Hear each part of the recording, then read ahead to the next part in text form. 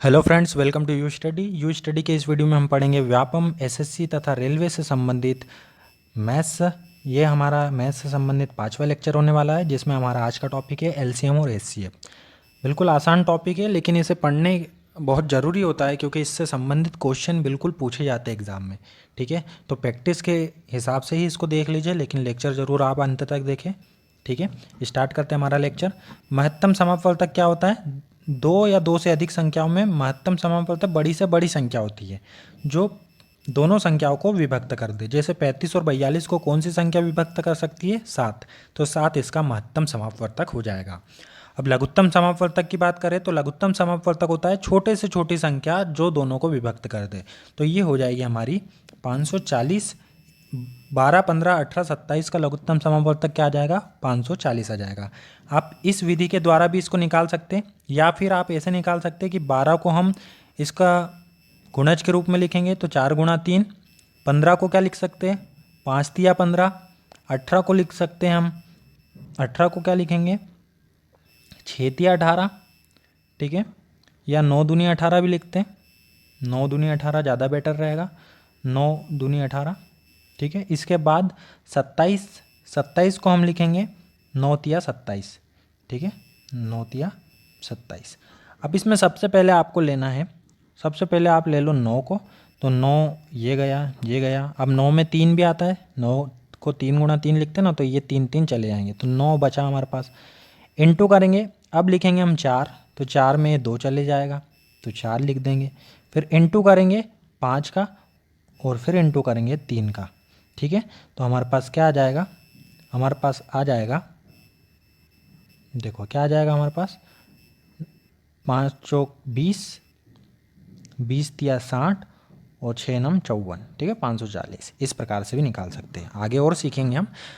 अब दो संख्याओं का गुणनफल इनके महत्तम समापवर्तक और लघुत्तम समापवर्तक के गुणनफल के बराबर होता है।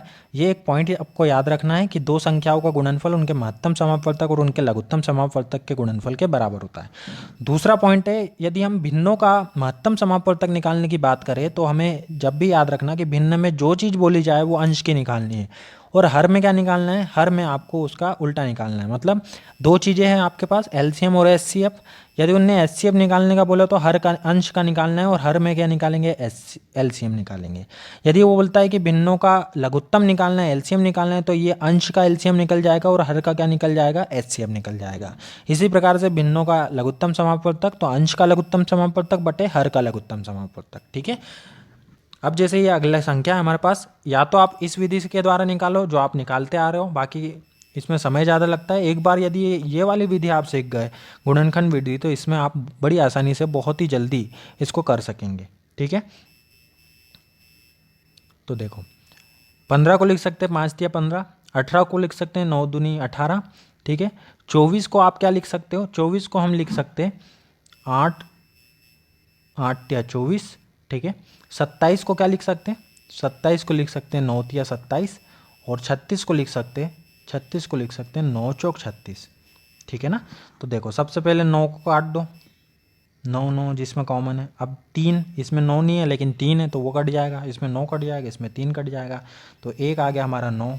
फिर इंटू करेंगे, अब 8 को काट दो, तो 8 कट जाएगा। अब 8 में 2 भी आता है और 8 में 4 भी आता है, तो यहाँ पर आ जाएगा 8। फिर इंटू कर दो, अब जो बच गया वो लिख दो, तो 3 बच गया यहाँ पर और 5 बच गया यहाँ पर, तो इसको इंटू करके लिख देंगे अब। ठीक है, तो 5 तिया हो जाएगा 15। 15 अट्ठे, 15 अट्ठे जो होता है हमारा 120 होता है, और 120 नमे के 108 मतलब 1080 आ जाएगा इसका आंसर। ठीक है, तो इस प्रकार से भी आप निकाल सकते हैं एलसीएम। ठीक है, अब इसके बाद आता है महत्तम समापवर्तक। महत्तम समापवर्तक निकालने के लिए एक तो ये मेथड आप यूज़ कर सकते हो। कौन सी मेथड? गुणनखंड लेने वाली। ठीक है, अब इसमें जो भी कॉमन है वो हमारा गुणनखंड हो जाएगा। ठीक है, सिंपल सी मेथड है, गुणनखंड लीजिए बिल्कुल, 2 से, फिर 2 से, फिर 3 से, फिर 7 से। अब तीनों में जो कॉमन है वो हमने लिख दिया है। ठीक है, या फिर आपके पास एक दूसरा तरीका भी होता है, देखो वो कैसे। 368 और 437 का हमको सरलतम रूप लिखना है, तो हमें क्या करना पड़ेगा? ऊपर वाली संख्या को भी महत्तम समापवर्तक से भाग दे दो, नीचे वाली संख्या को भी महत्तम से भाग दे दो। इन दोनों के महत्तम से भाग देंगे, भाग देने के बाद जो बचेगा वो हमारी क्या हो जाएंगी, सिंप्लीफाई रूप में हो जाएगी। लेकिन इसके भाग देने के पहले इसका हमें महत्तम समापवर्तक निकालना पड़ेगा। तो एक और तरीका होता है महत्तम निकालने का, बड़ी संख्या को छोटी संख्या से भाग दो। 437 को 368 से भाग देंगे, एक बार पूरा भाग जाएगा और 69 हमारा बचेगा। अब ये 69 से किसको भाग देना है, 368 को भाग देना है। ठीक है, 368 को भाग देंगे तो 5, 345 बार गया, 5 बार गया, 345 आया, 23 बचा। अब ये 23 किसको भाग देंगे, 69 को भाग देंगे इस 23 से, तो पूरे 3 बार चले जाएगा। ठीक है, और ये जो पूरा पूरा भाग जाता है और यहाँ पर जो बचता है वही हमारा क्या रहता है, महत्तम समापवर्तक रहता है। तो हमारा इन दो संख्याओं का महत्तम कितना आया, 23 आया। तो हम दोनों को 23 से भाग दे देंगे, अंश में भी हर में भी 23 से भाग देंगे। तो जब 23 से पहाड़ लिया जाता है, 368 कितनी बार जाता है, 16 बार जाता है, और 23 में 437 कितनी बार जाता है, 19 बार जाता है। ठीक है, आगे बढ़े। अब हमें लघुत्तम समापवर्तक निकालना है, तो ऊपर वालों का हमें लेना पड़ेगा लघुत्तम और नीचे वालों का लेना पड़ेगा महत्तम। तो नीचे देखो, नीचे सबसे 7 गुणा 2। ठीक है, तो अब या तो कॉमन 2 रहेगा या तो 7 रहेगा। 7 छंग 42, 7 पंजा 35, 7 नम के 63। तो देखो कॉमन क्या है, 7 ही दिख रहा है, तो महत्तम तो हो जाएगा 7, लेकिन लघुत्तम हमें निकालना पड़ेगा। तो 11, 55, 33, 44 का लघुत्तम हम निकाल लेते हैं। तो आइए लघुत्तम निकालते। ठीक है, 11 का 11, 55 का क्या लिखेंगे हम, 11 पंजे 55, तो इसको क्या लिख देंगे, 11 गुणा 5। ठीक है, 33 को लिखेंगे 11 गुणा 3, 44 को लिखेंगे 11 गुणा 4। ठीक है, 11 तो सब में कॉमन है और साथ में इन सबका गुणा कर देंगे, 5 चौक 20, 20 तिया 60, 60 में 11 का गुणा करेंगे तो 660। तो लघुत्तम आ जाएगा 660, महत्तम हमने निकाला था 7, 660 बटे 7 हमारा इसका आंसर आ जाएगा। इसके बाद महत्तम फिर से निकालना है। तो अब महत्तम निकालना है तो अंश का महत्तम निकालेंगे, हर का लघुत्तम निकालेंगे। तो सबसे पहले निकालते लघुत्तम, 33, 55, 22 मतलब 3 गुणा 11, 5 गुणा 11 और 2 गुणा 11।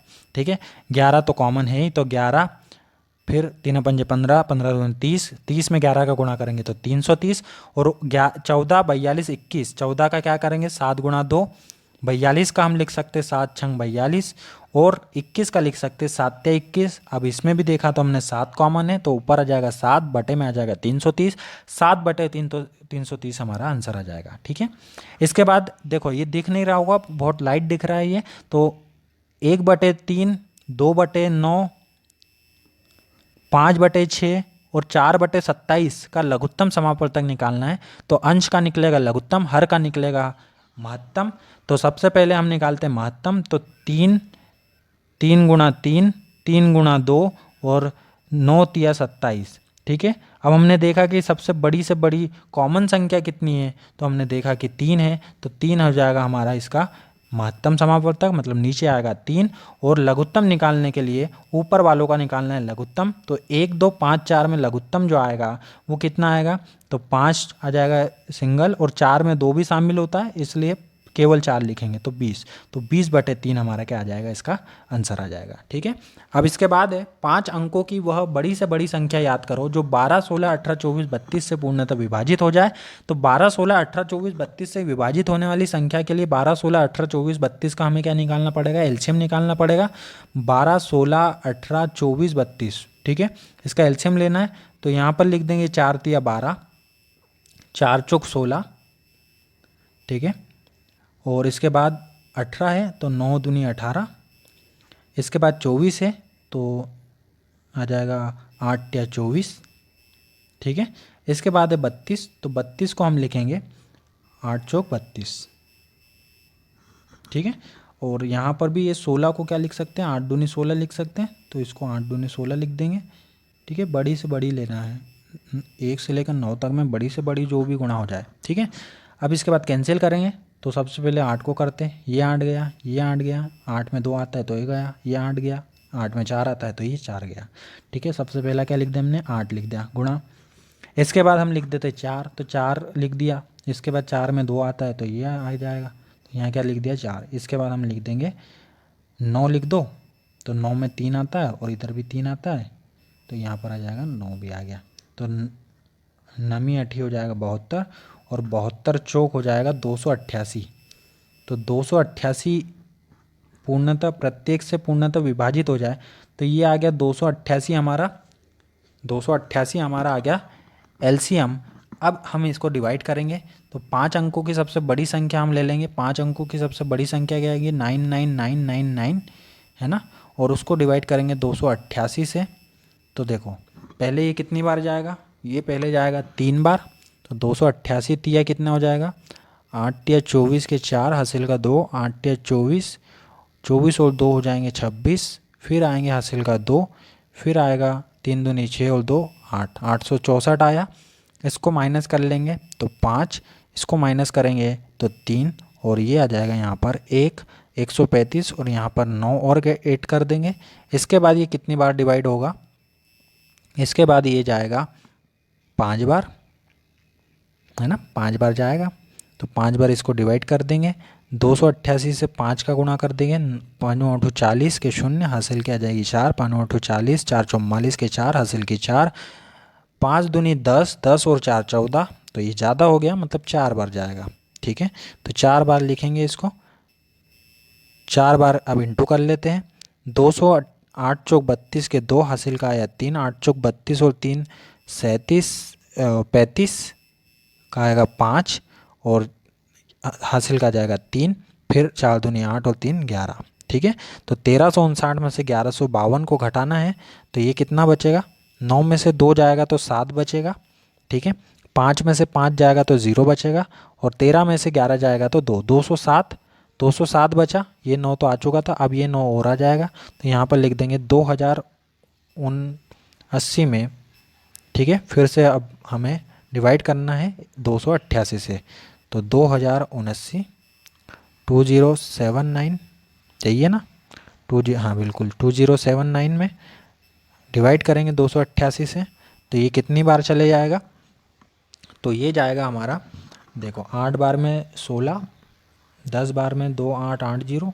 ठीक है, तो 9 बार 9 दूनी 18, 8 बार करके देखते हैं। 8 8 64 के 4 हासिल का आ जाएगा 6, 8 8 64, 64 और 6 हो जाएगा 70, हासिल का आ जाएगा 7। 8 का 0 में करेंगे तो शून्य नहीं, 8 का 16 में, 16 और 7 कितने हो जाएंगे? ये बहुत ज़्यादा हो जाएगा 16 और 7। ठीक है, तो 7 6 में कर लो,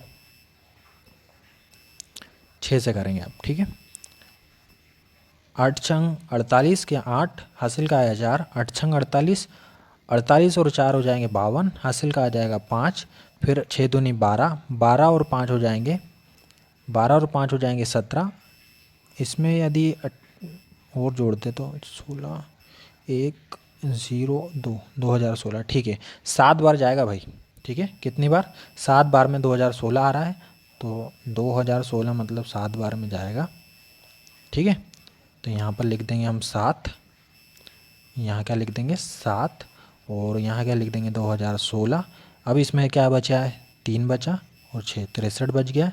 ठीक है, अब उनने बोला था 5 अंकों से बड़ी संख्या, यहाँ शेषफल बचा है, मतलब 9999 में से क्या घटाना पड़ेगा हमें? 63 को घटाना पड़ेगा। तो ये बच जाएगा हमारे पास 6 3 9 9। तो ये संख्या होंगी 9936, जो पूरी तरह विभाजित हो जाएगी किससे? किससे विभाजित हो जाएगी? 12 16 18 24 32 से। इस प्रकार से आपको एलसीएम निकाल के भाग देना है, तो आप निकाल पाओगे। ठीक है, अब दो संख्याओं का महत्तम और लघुत्तम हमें दिया हुआ है। ए संख्या 128, तो दूसरी संख्या हमें ज्ञात करना है। तो पता है कि दो संख्याओं का गुणनफल उनके महत्तम और लघुत्तम के गुणनफल के बराबर होता है।